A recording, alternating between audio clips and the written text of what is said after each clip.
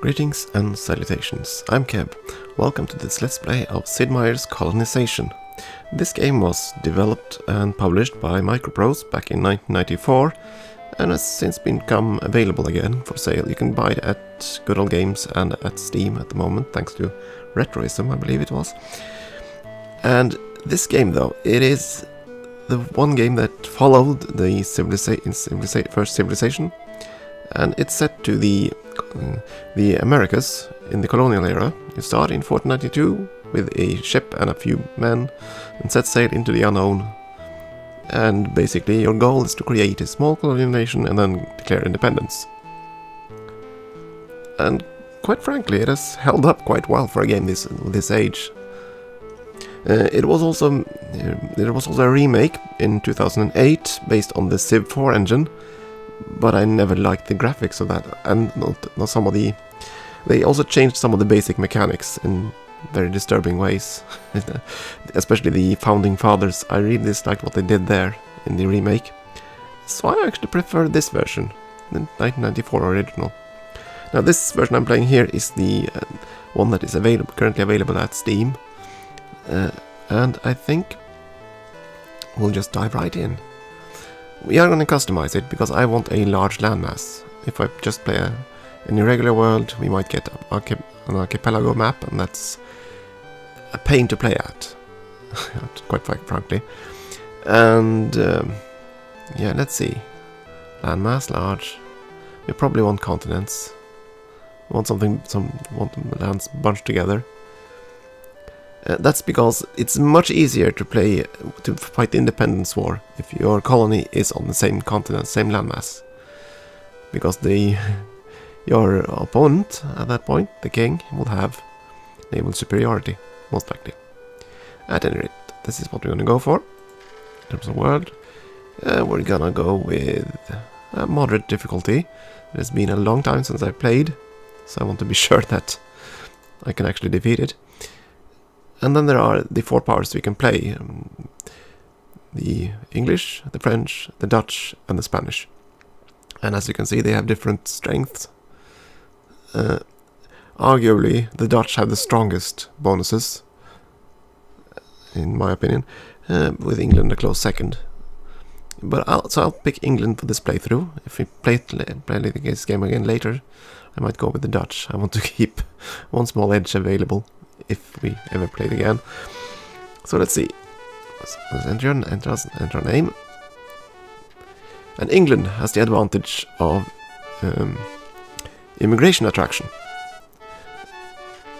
thanks to the Puritans. That's the flavor text. And here's what we actually get. To get immigrants, you basically generate crosses for religious freedom, and England only pays 2/3 of the cost. So England should have a larger colony than any of the other powers, all things being equal. Here's the king, lovely little tyrant, who has granted us the title of Viceroy and allows us to set sail. So here we go.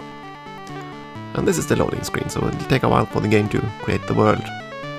In the year of our Lord, 1492, an expedition led by the great conquistador Keb.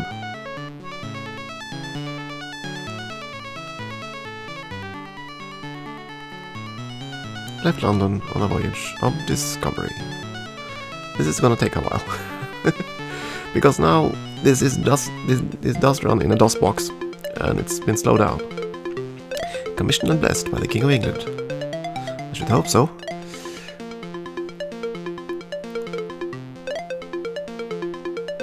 Explore the ocean sea.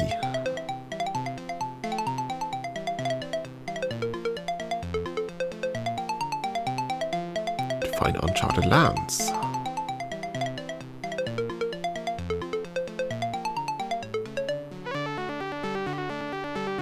And to establish colonies for the greater glory of England.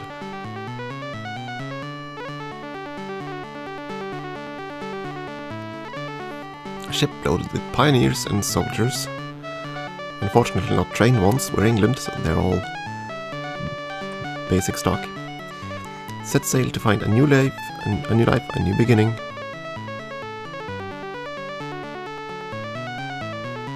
and a new world. So hopefully the game will generate the world for us. There we go. The English caravel has arrived from London. We are gonna do one little change in the game rules, and that's the end of turn. Otherwise the game just keep progressing as whenever you have no active units, and I dislike that. We start in spring of 1942 with a caravel and 2 untrained colonists, one with guns and one with tools.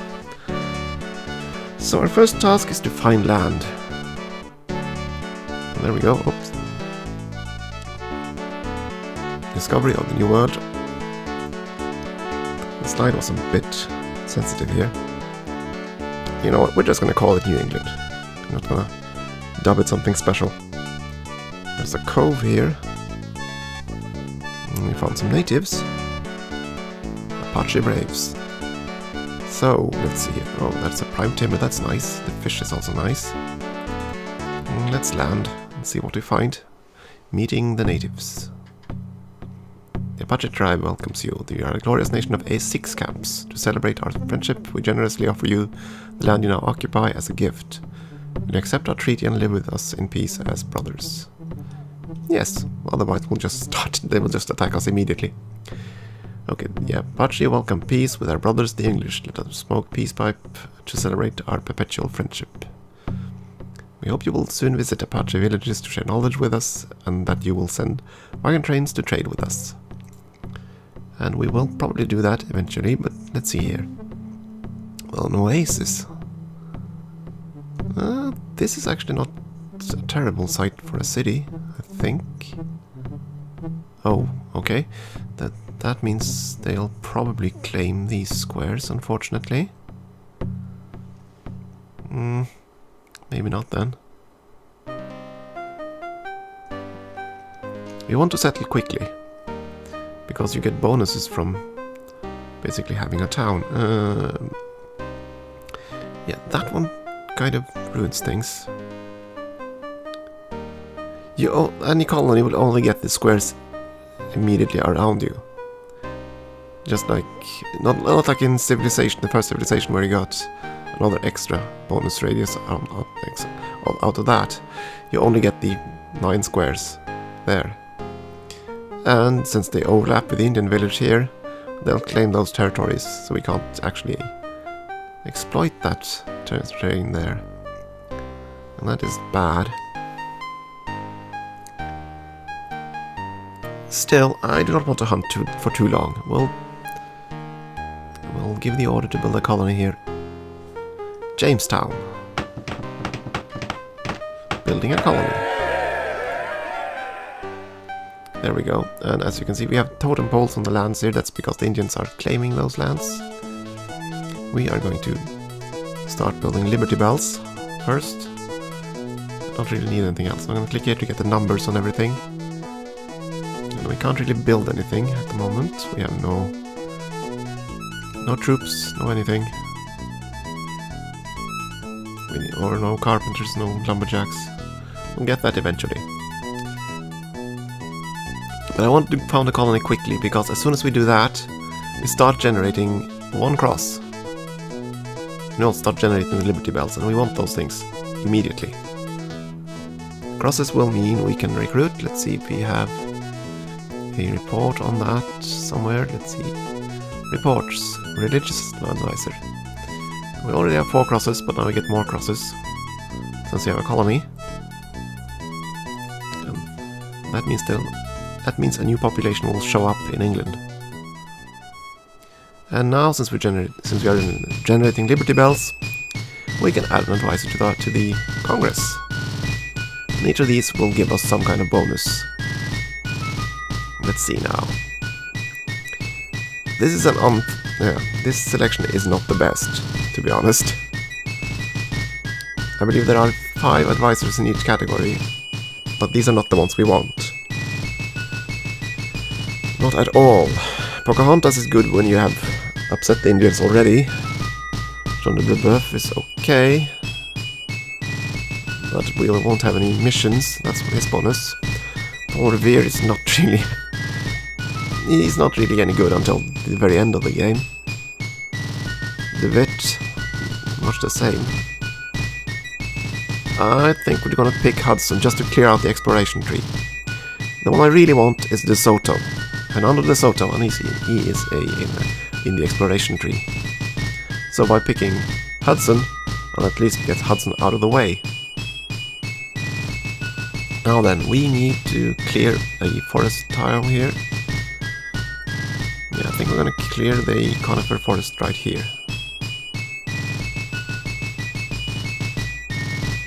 I'm gonna send the ship home back to England, steady as she goes. And this one is going to cut down the forests. Clear or plow. There we go. Stumbles. Religious unrest in England causes increased immigration. Colonists, indentured servants, now available in London. And since we only have one colony, the cross-production will now stop. You need as many colonies as available colonists. So if I have 2 colonies, I can now have up to 2 colonists being generated here. Okay, so we have the free guy there. We have no money, 0 gold. So there's not much else for us to do other than sail over to England with the new settlers. And they're indentured servants. That means that they have less ability to actually produce stuff. The baseline is our free colonists, like that one and the new guy we have in our colony already. Indentured servants will not produce as many things in production buildings. They're okay out working the fields, but they're pretty rubbish inside the towns. They do, however, have the advantage of being able to be trained. We're going to do that now. Free colonists and indentured servants can be sent into the Indian villages for training. That's what we're going to do. And I think the ship's going to return to England immediately. 20 lumber added to stockpile. Nice. He's going to visit the village, entering Indian village. They seem to be happy. Your expedition has reached a camp of Apache. The inhabitants are peacefully working in the surrounding fields. They wave at you happily. Live among the natives. You are unskilled, young one, and your ways are strange. If you wish, however, we Apache will show you how to become a master fur trapper, and I shall become a master fur trapper. Each city can only give one profession, and only once. So you have to find all of them. Congratulations, young one. You have learned the ways of the Apache and become a master fur trapper. We hope you will share this knowledge wisely. You are always welcome to stay in our village. And there you go. The icon changed. He's now a fur trapper. And he's also trained as that. So he'll have a bonus to collecting furs.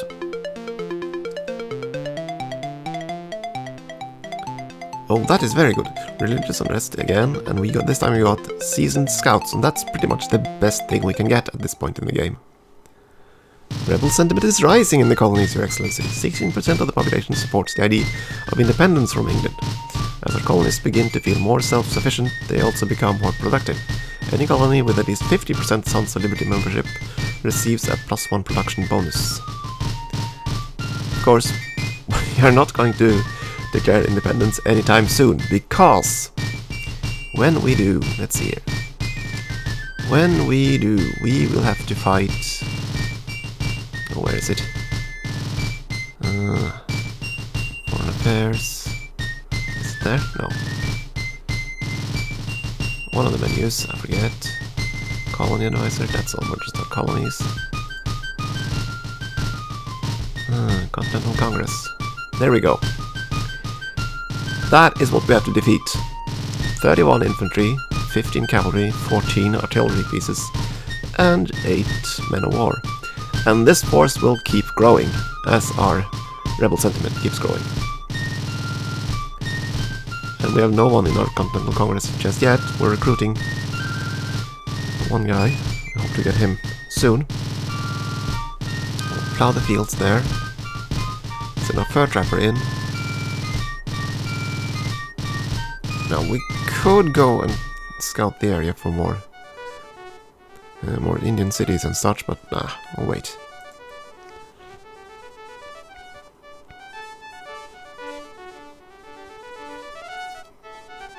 I'm hoping that Jamestown is at the end of the large colony, end of the large continent. And now the Apache can do visit. The Apache tribe is pleased to see the progress of our neighbors at Jamestown. They come to offer you 17 furs in recognition of the everlasting peace between our peoples. And that's good, because the way to make cash in this game is basically to ship stuff back to England. So now we have some furs to sell. And here we have our horseman set sail for New England. Yes, there she goes. And Hudson joined the Continental Congress. And what he does is increase the output of all fur trappers by 100%. Henry Hudson, unknown until 1611. English explorer in the service of the Netherlands who explored Chesapeake and the Delaware Bays and the Hudson River as far as north as present-day Albany. Hudson later discovered Hudson Bay and was finally killed by mutineers. Hudson Bay became a primary fur trapping preserve, and the Hudson Bay Company operated extensive trapping and processing facilities for many years. So, if we get around to actually using the fur trapper of ours, Hudson will double his production. Which is nice. But it's still a bit into the future, because right now we need food. And look there, there's De Soto. That's the guy we want. Hernando De Soto. There's a very good reason we want him early. Especially since we have the scout now. And we'll see that as soon as we've recruited him. Yes, we'll keep him in the boat for one more turn. We're gonna send the ship home. We've cleared that field. Well, we don't really need another field. Nah. Send that one in. Now we're gonna do some fixing. What I'm gonna do now is to make food. Some food. Preferably. I can't do more than that. That's actually the best I can do. That's kind of sad. Okay, that's one food, so it's gonna take 2 turns. I was thinking about using the surplus food here to make horses. That's gonna take 2 turns. Yeah, let's do it. I need horses. Because if I have 2 horses here, they'll keep breeding. As long as we have surplus food. Alternatively, we have to wait until the ship brings back 2 horses. Yeah, maybe I should do that instead. Change of plans. I'm gonna make him a scout again, take all the horses. He's gonna go work at the town hall to create more Liberty Bells. And we're bringing in all the goods we have. Basically the excess fur, the excess timber. Each load goes up to 100, and clearly, since they are grey, they are not complete loads. But that's fine. And since I was stupid enough now to meddle with the scout, he can't move this turn. So we lost 1 turn anyway. It's okay. Oh, right. Again, another turn of production, that's 2 more furs. Load them up. Now we set sail home. And you, sir, are going to go there. And then you're going to visit the village. Ask to speak with the chief. Yeah, we know already that they are fur trappers. Also say that they also state what they need in trade goods if you want to trade with them. They need coats, rum, horses. That's what they would pay extra for. Well, they didn't want to give us anything. Oh well. Vibrant preachers. Well, that'll be good once we have a church. I'm a bit worried here. Are we not on the main continent after all? I mean, this is... Oh my goodness, perhaps we are. The Arawak tribe welcomes you. We are a glorious nation of 20 villages. To celebrate our friendship, we generously offer you the land you now occupy as a gift. You will accept our treaty and live with us in peace as brothers. Yes. And then again.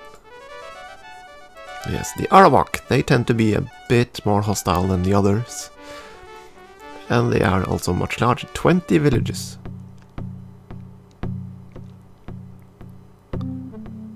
And there's another timber here, so there's... The irritating part is that the timber is right on the good spot, because that square would have allowed us to bridge into this ocean here. You could of course still settle on top of that. But then I'd lose the prime timber bonus, and I'd rather not do that. Okay, we'll keep exploring. Oh, there's a village. Oh, we didn't get close enough. Maybe next turn. There's some silver in the hills there. Now ship a ride home, cargo from the New World. So now we can sell the goods. 225 for the fur. Another 20 for the timber. 245. That means we can recruit another colonist right off the bat.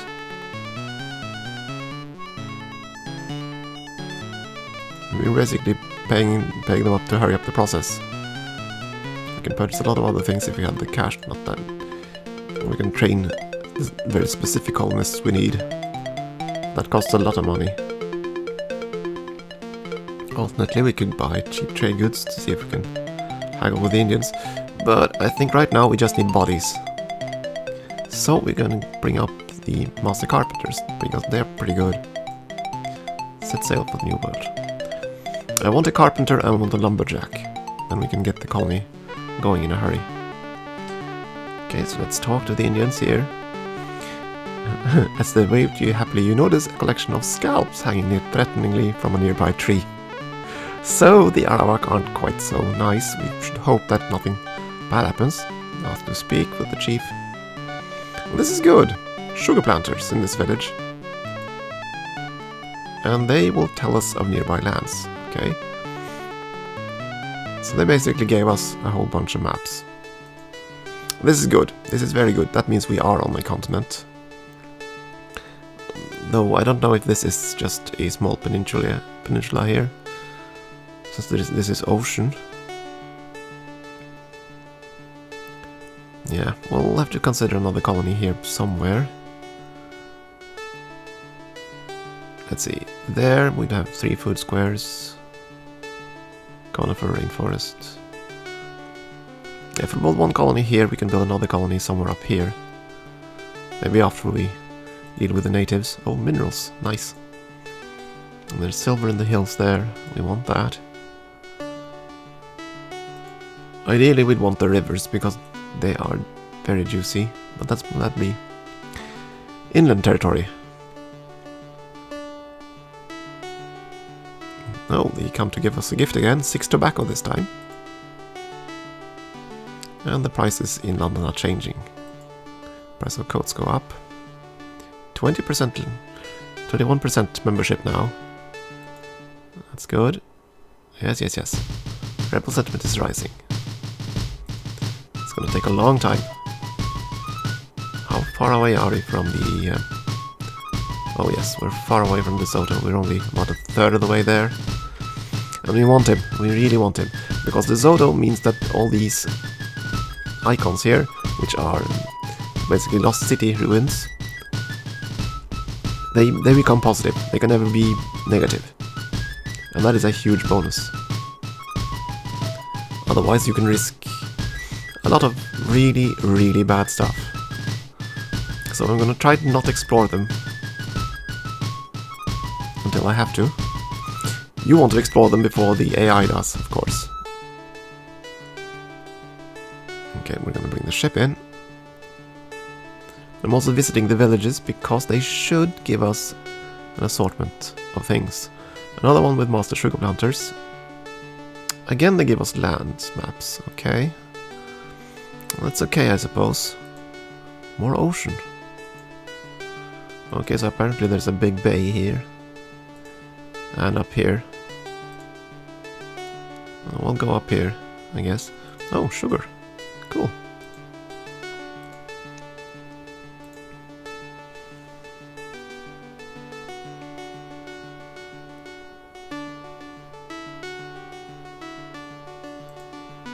price of coats fell again already.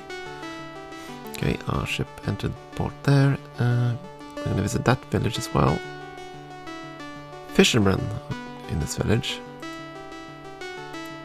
Can't they give us cash? Give me money. That's one of the rewards they can give you, money, and that would have been much more useful to us. Okay, we're gonna... No, he's gonna stay a farmer. But these guys, we're gonna send them out, gonna become a colonist. And so are you.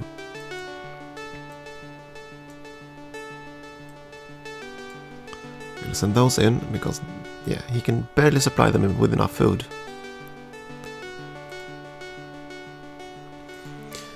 And I'm gonna just send them up here. Send them into the villages, have them learn. I did not visit that one. Let's see, sugar planters, fishermen.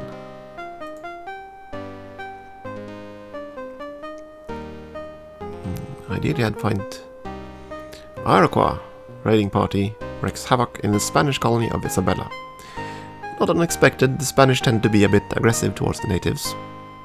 So wherever the Iroquois are, so are the Spanish. So I doubt they're near us.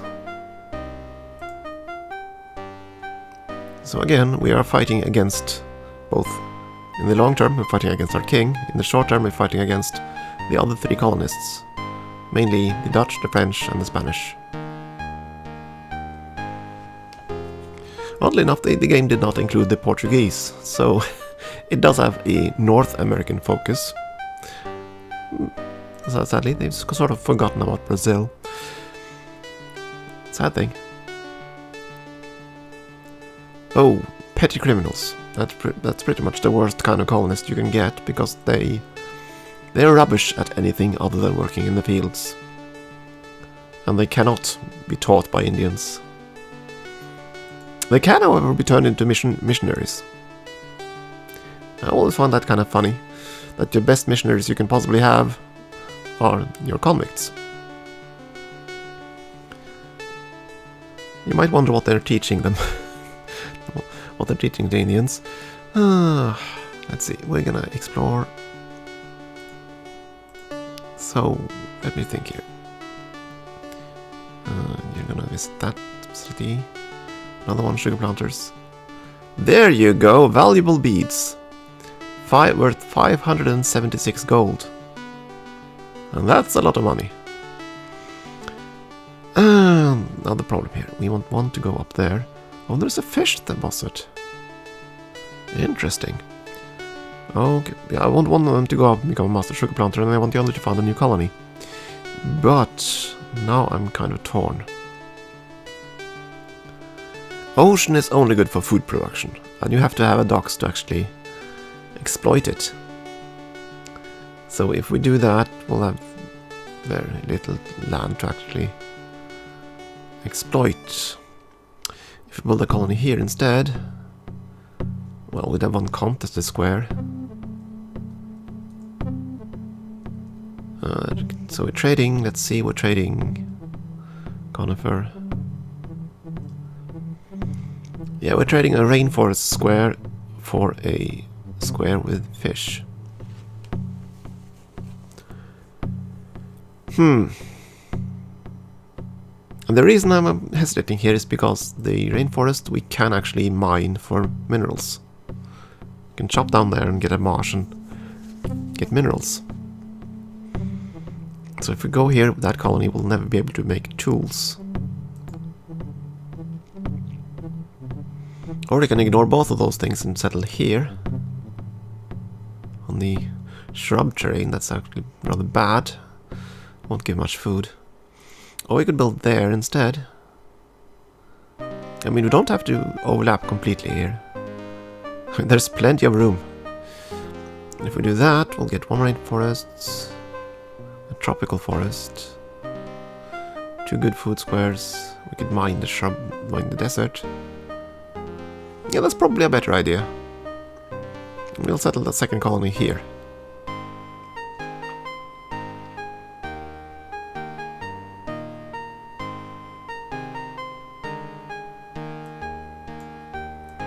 now we'll set off that, and now we have enough money to get more stuff. Yes, a lumberjack, wonderful. Bound for New England. Yes, the rebel sentiment is rising, and it's darn well better. Since I'm investing so much in Liberty Bells. Oh, it slid a little too fast here. Slippery keys. Okay. So, we're gonna settle a new colony here. But I think it's time for a short break, so we'll do that next episode. Thank you for watching, and I hope to see you again in the next episode.